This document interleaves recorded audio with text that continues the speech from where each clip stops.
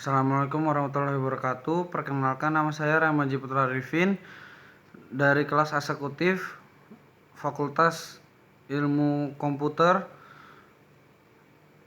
mata kuliah Arsitektur dan Organisasi Komputer. Saya akan menjelaskan mengenai memori internal dan eksternal beserta dengan contoh-contohnya. Memori adalah bagian dari komputer tempat program-program dan data-data disimpan. Istilah store atau storage digunakan untuk memori, meskipun kata storage sering digunakan untuk menunjuk ke penyimpanan disket tempat informasi dibaca dan ditulis. Secara umum, memori digolongkan sebagai tiga, yaitu register di dalam CPU, bagian aktif CPU misal PC, IR, AC, dan lain-lain. Internal atau main memory, RAM, ROM.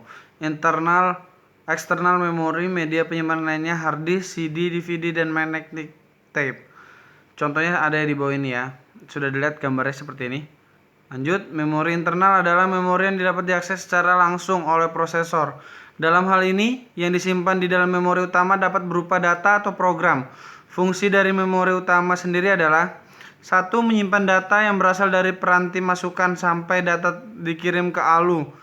2. Penyimpan data hasil pemrosesan ALU sebelum dikirimkan ke piranti kelurahan penampung program instruksi yang berasal dari piranti masukan atau dari piranti pengingat sekunder. Jenis-jenis memori internal. 1. RAM. Ada contohnya seperti di sini ya. Jadi memori tempat penyimpanan sementara pada saat komputer dijalankan dan dapat diakses secara acak atau random. Fungsi dari RAM adalah mempercepat pemrosesan data pada komputer. Semakin besar RAM yang dimiliki, semakin cepatlah komputer. Jenis-jenis RAM ada 5, yaitu RAM, SD-RAM, RD-RAM, dan SRAM dan EDO-RAM.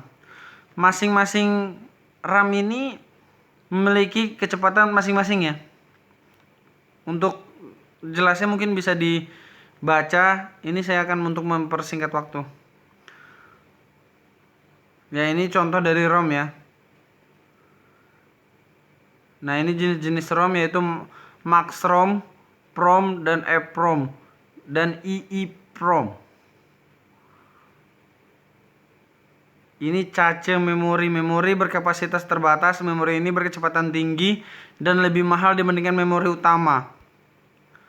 Ini elemen-elemen rancangan cache, yaitu A. Ukuran cache, B. Fungsi pemetaan dan mapping, C. Pemetaan langsung, D. Pemetaan asosiatif.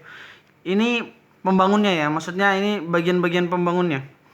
Untuk memori eksternal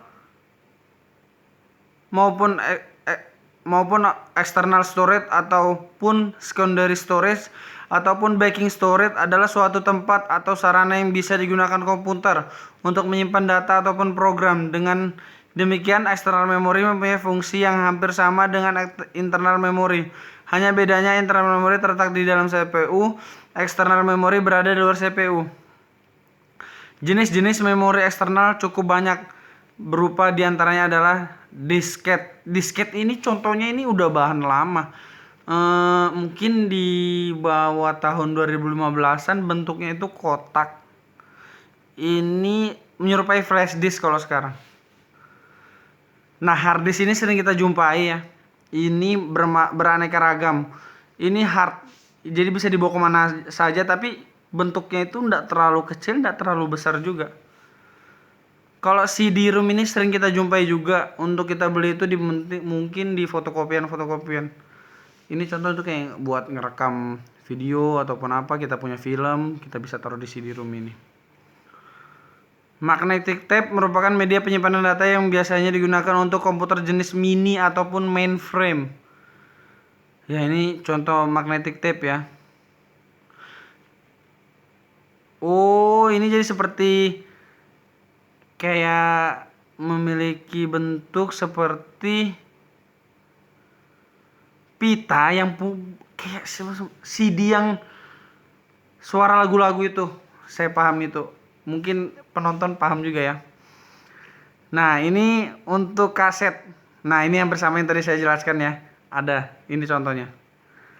Kesimpulan dari memori yang saya jelaskan ini, internal maupun eksternal, adalah memori internal merupakan memori yang menyimpan data dalam media fisik berbentuk cache, RAM atau ROM, sedangkan memori eksternal menyimpan data dalam media fisik berbentuk kaset atau disk agar tetap mengaliri transistor sehingga tetap dapat menyimpan data.